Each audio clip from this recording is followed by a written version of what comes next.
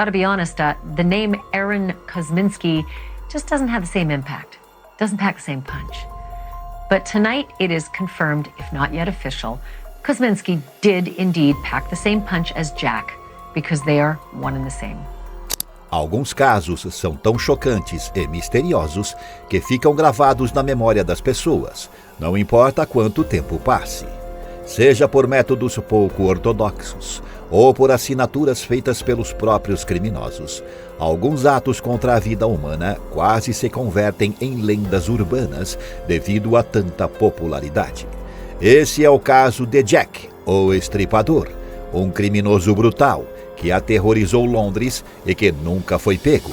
Porém, agora, mais de 130 anos depois, uma revelação surpreendente foi feita. A identidade desse homem pode ter sido descoberta. Entenda tudo agora, aqui no Biografia do Crime. Para entendermos mais sobre o caso, precisamos entender como Londres estava naquela época. A cidade passava pela Era Vitoriana, que foi um período da história britânica que durou de 1837 a 1901, de acordo com o reinado da Rainha Vitória. Nessa época, o Reino Unido passou por uma ascensão econômica, se tornando a maior potência do planeta. O crescimento populacional também aumentou, já que a taxa de natalidade cresceu e, por causa dos avanços na medicina, as taxas de mortalidade diminuíram. No total, a população britânica passou de 13,9 milhões para 32,5 milhões. Apesar de não ser um lugar perfeito, já que houve também pessoas saindo do Reino Unido e buscando oportunidade em outros países, essa aparente prosperidade do lugar atraiu pessoas de outras nacionalidades que foram para o Reino Unido, em especial para Londres, buscando uma vida melhor. Foi nesse cenário que crimes sinistros começaram. Entre abril de 1888 e fevereiro de 1891, 11 vidas de mulheres foram tiradas no East End de Londres, área localizada a leste da muralha medieval da cidade de Londres e ao norte do rio Tâmisa. Os 11 nomes foram incluídos em um arquivo policial oficialmente intitulado Os Assassinatos de Whitechapel. 5 desses nomes chamaram a atenção, pois as autoridades acreditavam que essas mulheres tinham sido vítimas de um homem que, por ter a identidade desconhecida, passou a ser chamado de Jack, o Estripador. Esse personagem infame entraria para a história pela sua brutalidade e pelo mistério de quem ele seria. O motivo dele ser chamado assim foi devido a uma suposta carta provocativa enviada ao Central News Office na New Bridge Street, na cidade de Londres, durante a última semana de setembro de 1888. O texto estava assinado como Jack, o Estripador, e após isso o homem passou a ser chamado assim pelos jornais. A carta levou o título de Do Inferno e tinha até metade de um rim humano junto. Uma das vítimas da época foi encontrada sem o rim, mas, como não existiam muitos recursos científicos naquela época, não deu para saber se o órgão era da vítima. Além dessa, centenas de cartas foram atribuídas a Jack. Mesmo sendo algo macabro, da mesma maneira que o próprio protagonista dessa história, essas cartas também são envoltas em mistérios, já que, posteriormente, foram contestadas. O linguista forense Andrea Nini relatou que as 2 primeiras mensagens de texto, supostamente deixadas pelo Jack, teriam as mesmas características linguísticas de uma carta divulgada pela Central News Agency, que teve sua veracidade contestada assim que foi publicada. Os jornalistas da época afirmaram que receberam o texto escrito pelo próprio assassino, mas nunca mostraram o suposto texto original. Por causa de Jack, o final do século XIX foi marcado pelo pânico. Nas ruas de Londres, as pessoas temiam pelas suas vidas e por um motivo plausível. Um assassino brutal estava à solta e ninguém sabia quem ele era. As 5 mulheres vítimas dele são frequentemente chamadas de 5 canônicas. Suas vidas foram tiradas em um período de 9 semanas entre sexta-feira, 31 de agosto, e sexta-feira, 9 de novembro de 1888. Marion Nichols teve seu corpo segregado, encontrado no dia 31 de agosto de 1888, em um portão em Bucks Hall, em Whitechapel. Amigos e familiares reconheceram o corpo da mulher, que tinha o apelido de Polly Nichols. Ela tinha se separado do marido e dos 5 filhos em 1880. Depois disso, ela se tornou alcoólatra e vivia em pobreza. No início de agosto de 1888, ela passou algumas noites em 2 pensões comuns, onde o custo para se hospedar era de 4 pence. Não é possível converter com exatidão, mas seria mais ou menos 1 centavo nos dias atuais. Mesmo que não fosse muito dinheiro, Mary não tinha nem esse valor no dia 30 de agosto e por isso foi impedida de passar a noite na pensão. No momento em que foi retirada do local por não ter dinheiro, Mary estava usando um gorro e disse que em breve receberia o dinheiro para pagar a pensão, graças ao acessório. Ela vendia o corpo às vezes para conseguir dinheiro e acreditava que o gorro poderia atrair clientes. De volta à rua, Mary foi encontrada numa loja por uma amiga chamada Emily Holland. Ela disse que tinha ganhado 3 vezes o dinheiro para pagar a hospedagem, mas que já tinha gastado. Preocupada pelo estado de embriaguez da amiga, Emily tentou convencê-la a voltar à pensão junto com ela. Mas Mary negou e disse que ainda precisava conseguir o dinheiro para pagar pela hospedagem. Essa foi a última vez que a mulher foi vista com vida. Quando o corpo foi encontrado, o inspetor Spratling, da Divisão J da Polícia Metropolitana, descobriu que, além do ferimento terrível na garganta, a vítima tinha sido estripada. 2 dias depois, a vítima foi Annie Chapman. Sua história era parecida com a de Mary. Annie também estava numa situação difícil devido ao alcoolismo e também tinha deixado seu marido, John Chapman, e seus 3 filhos anos antes. John enviava mesadas periódicas à mulher, que complementava a sua renda vendendo trabalhos de crochê, fósforos e flores, e às vezes o corpo. Ela passava alguns dias numa pensão e se dava bem com os outros moradores. O administrador da pensão, Timothy Donovan, lembrava-se dela como uma pessoa inofensiva que só tinha um fraco por álcool. Porém, ela se envolveu numa briga com outra residente e acabou ferida e com dores. Às 7 horas do dia 7 de setembro, ela se encontrou com uma amiga, Amelia Palmer, e disse que estava fraca demais para fazer qualquer coisa, mas concluiu dizendo: não adianta se entregar, e que era preciso se recompor e conseguir algum dinheiro, ou ficaria sem onde dormir.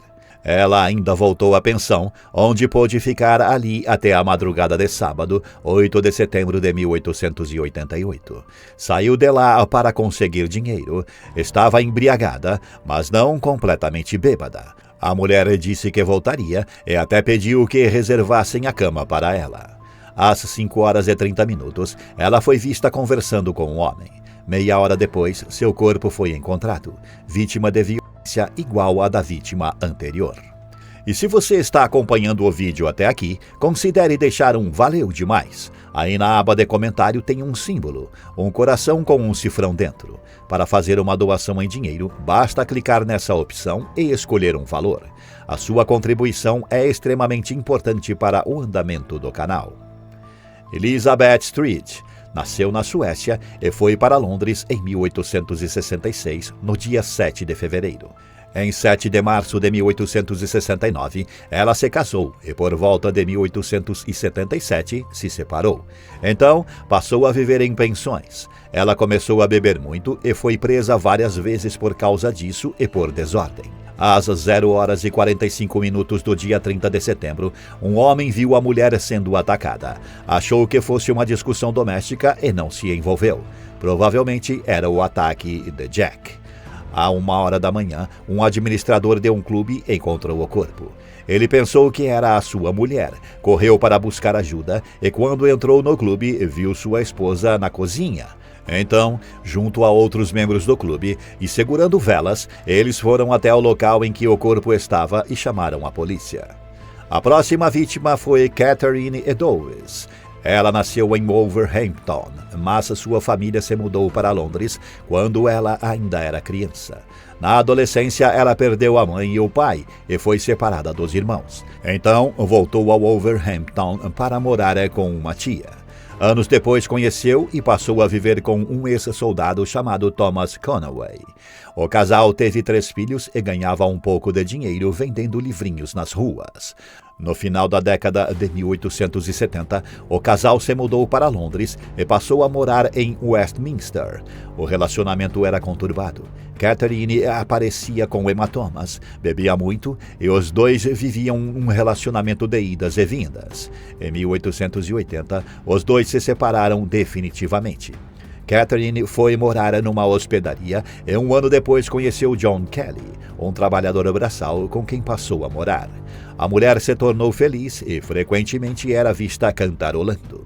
Todo verão o casal viajava para uma colheita, o que proporcionava uma renda extra. Mas, em setembro de 1888, o tempo chuvoso estragou a colheita.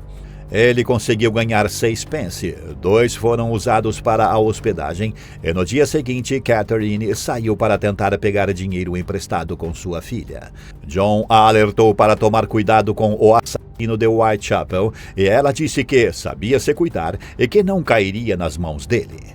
Catherine não foi pedir dinheiro para a filha, mas conseguiu dinheiro, pois bebeu e, às 20 horas, foi presa por embriaguez. Ela dormiu na cela, à meia-noite acordou e, por ser considerada sóbria o suficiente, foi libertada.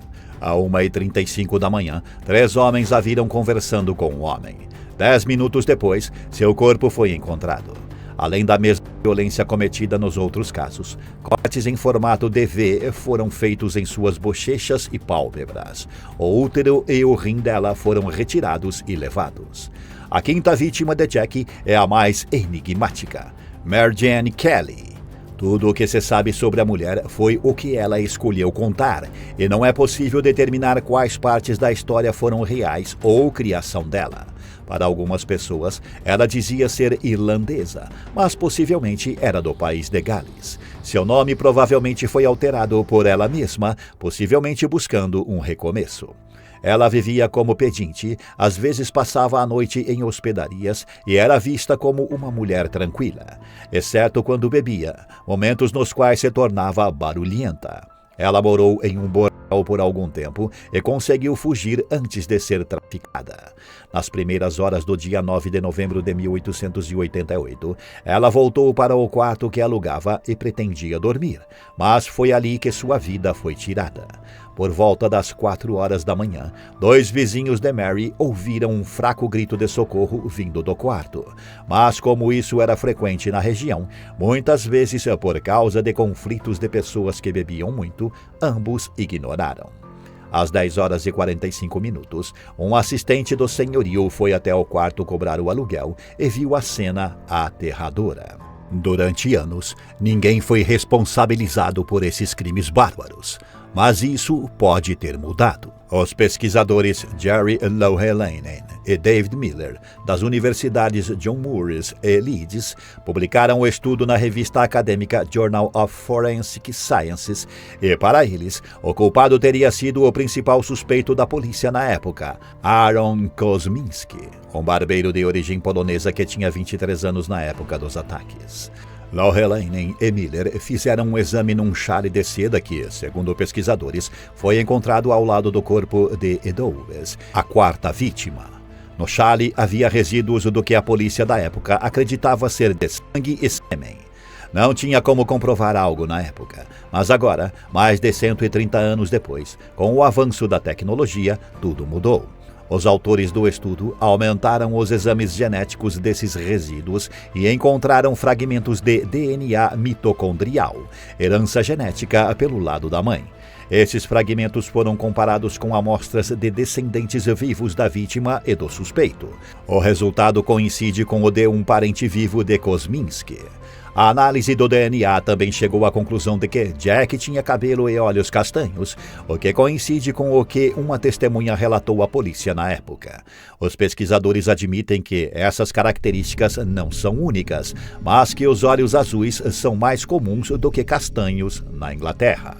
As críticas a essa revelação se dão pela incerteza de que esse Charlie era mesmo de uma vítima. Hans Weissensteiner, especialista em DNA da Faculdade de Medicina de Innsbruck, na Áustria, disse que a análise mitocondrial não é decisiva para indicar um suspeito. Walter Parson, pesquisador forense da mesma universidade, criticou o fato de que os pesquisadores não divulgaram as sequências de DNA para que o leitor pudesse interpretá-las por si mesmo. Você acredita que Aaron é o verdadeiro culpado? Quais outros casos você gostaria de ver aqui no Biografia do Crime? Deixe a sua sugestão nos comentários. Não se esqueça de deixar o like e se inscrever no canal. Obrigado por assistir até aqui e até a próxima.